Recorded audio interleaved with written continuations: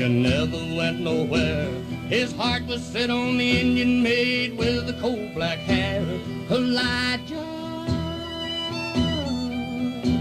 just stood there and never let it show, so she could never answer yes or no.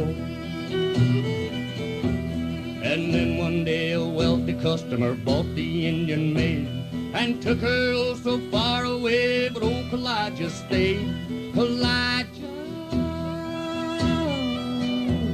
just stands there as lonely as can be and wishes he was still an old pine tree.